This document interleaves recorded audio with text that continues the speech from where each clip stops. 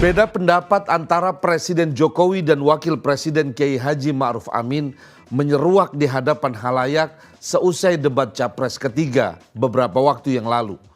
Presiden Jokowi mempersoalkan format debat Capres ketiga yang menurutnya kehilangan substansi tema debat dan lebih banyak saling menyerang secara personal. Jokowi meminta format debat agar dibuat lebih baik lagi dengan mengedepankan saling perang gagasan. Wakil Presiden Kiai Ma'ruf Amin memiliki pandangan yang berbeda. Pak Wapres mengaku senang dengan penyelenggaraan debat calon presiden ketiga yang dinilainya justru lebih hidup akan adu gagasan. Orang nomor 2 di Indonesia itu mengatakan bahwa dalam penyelenggaraan debat yang mempertemukan Anies Baswedan, Prabowo Subianto, dan Ganjar Pranowo itu, setiap kontestan berani untuk saling memberikan pertanyaan yang dalam. Bahkan Pak Wapres membandingkan dengan debat Capres pada tahun 2019 yang menurutnya debat Capres sekarang ini lebih bagus dan lebih hidup. Kita tentu masih ingat ya suasana debat Capres-Cawapres pada Pilpres 2019. Masyarakat menyaksikan debat antara pasangan Jokowi Kiai Ma'ruf Amin berhadapan dengan Prabowo Subianto Sandiaga Uno. Jejak digitalnya bahkan sekarang ini banyak bertebaran kembali di media sosial. Masyarakat pun bisa kembali menilai dan membandingkan di tahun 2019 capres mana yang paling banyak menyerang lawan secara personal. Bukan kali ini saja Wakil Presiden Kiai Ma'ruf Amin berbeda pendapat dengan Presiden Jokowi. Sebelumnya Jokowi menyatakan menteri atau pejabat setingkat menteri jika maju sebagai capres atau cawapres tidak perlu mundur dari jabatannya. Cukup mengajukan cuti saat melakukan kampanye. Pemerintah Jokowi sampai-sampai merasa perlu untuk merombak aturan ihwal izin menteri atau pejabat setingkat menteri yang berkontestasi pada Pilpres 2024. Aturan terbaru itu dituangkan dalam peraturan pemerintah nomor 53 tahun 2023 yang merubah PP nomor 32 tahun 2018. Secara umum, beled atau kebijakan PP nomor 53 itu membolehkan capres dan cawapres yang menjabat sebagai menteri atau pejabat setingkat menteri cukup mengajukan cuti saat melakukan kampanye, tidak harus mengundurkan diri.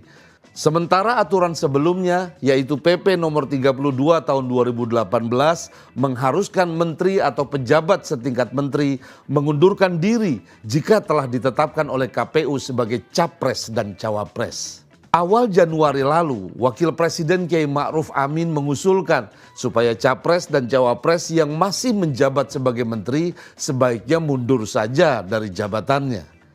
Kiai Ma'ruf Amin menyebut pemerintah memiliki peluang untuk mengevaluasi peraturan soal cuti bagi menteri yang maju Pilpres. Menurutnya ada baiknya menteri yang maju sebagai capres atau cawapres wajib mundur dari jabatannya di pemerintahan. Kiai Ma'ruf Amin menilai menteri yang maju Pilpres akan terganggu dalam kinerja di kementeriannya dan potensi menggunakan fasilitas negara untuk kampanye bisa saja terjadi. Pelanggaran pemilu rawan terjadi jika capres atau cawapres masih menjadi pejabat publik.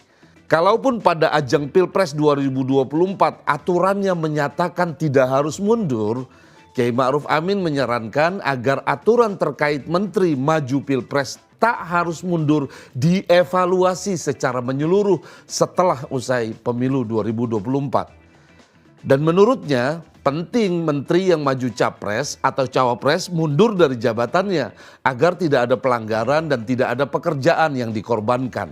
Presiden dan Wakil Presiden juga berbeda pendapat soal penyaluran bansos alias bantuan sosial untuk mengatasi kemiskinan. Sejauh ini bansos menjadi program andalan pemerintah Jokowi untuk mengatasi kemiskinan dan kemiskinan ekstrim. Walaupun sering dikritik banyak pihak bahwa bansos yang digelontorkan Jokowi secara besar-besaran hanyalah bersifat jangka pendek dalam mengatasi kemiskinan yang dalam jangka panjang justru makin melanggengkan kemiskinan.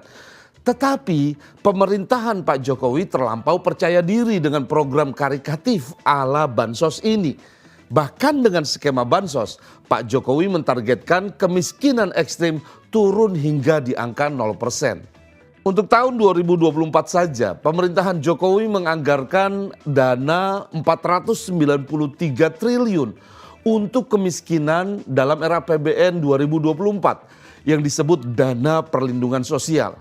Macam-macam bentuknya, ada bantuan sosial atau bansos, kartu sembako, program keluarga harapan, dan sebagainya. Dengan dana jumbo itu dan juga bermacam-macam kartu sosial yang sekarang diobral kembali oleh Capres Prabowo Subianto, apakah mampu mengatasi kemiskinan? Atau paling tidak bisa menurunkan kemiskinan ekstrim hingga 0%, seperti yang berulang kali disampaikan oleh Jokowi. Itu target ambisius yang kita tahu demi menaikkan citra saja. Menteri PPN atau Kepala Bappenas Suharso Monoarfa sendiri mengakui bahwa pemerintah sulit mengejar target 0% kemiskinan ekstrim pada tahun 2024. Itu target tidak realistis. Sebab jika pemerintah mengentaskan kemiskinan dari 5,6 juta orang di Indonesia, maka perlu mengubah target penurunan kemiskinan ekstrim menjadi 2,5% pada tahun 2024. Target kemiskinan ekstrim itu yang sekarang ini ada di level 3,2% dan kami mungkin cenderung hanya bisa menurunkan ke 2,5% pada tahun 2024, kata Suharso. Dengan tegas, Wapres Kiai Ma'ruf Amin mengkritik kebijakan serba bansos ala Jokowi. Ia menilai jumlah penerima bantuan sosial dan pemberian bansos kepada masyarakat miskin seharusnya semakin sedikit, bukan malah terus bertambah. Pemberian bantuan sosial secara terus-menerus menurut Kiai Ma'ruf Amin sama saja dengan melestarikan kemiskinan. Mestinya anggaran pemerintah pada 2024 tidak hanya difokuskan untuk bantuan sosial, tapi juga untuk pemberdayaan masyarakat yang berorientasi menghilangkan kemiskinan. Rakyat tidak harus dijejali bantuan sosial terus-menerus, melainkan diangkat harkat dan martabatnya sebagai manusia yang mandiri dan mampu berkarya. Mendorong bangkit dan tumbuhnya pengusaha UMKM juga tidak kalah penting, sehingga membuka banyak lapangan pekerjaan yang membuat rakyat lebih terhormat. Rakyat yang memiliki martabat mampu bekerja dan berkarya untuk mendapatkan penghasilan layak. Tentu saja rakyat yang berdaya tidak mudah dimanipulasi oleh kepentingan politik. Panggilan nurani Kiai Ma'ruf Amin untuk menyampaikan kebenaran dan perbaikan agaknya tidak bisa dibendung lagi. Di sisa masa jabatannya sebagai wakil presiden, Kiai Ma'ruf bersuara lantang menyampaikan pesan kebangsaan bahwa negara ini tidak boleh kembali rapuh. Demokrasi tidak boleh kembali ke titik nol. Dan puncaknya Kiai Ma'ruf Amin mengacungkan salam 3 jari pada acara HUT ke-51 PDI Perjuangan. Seraya mengirimkan pesan bahwa Wapres bukan lagi ban serep. Wapres merasa perlu mengingatkan Presiden jika langkahnya keliru. Kiai Ma'ruf bukan lagi King of Silence. Selain sebagai wakil presiden, Kiai Ma'ruf adalah ulama yang alim yang memiliki samudra keilmuan dan kebijaksanaan.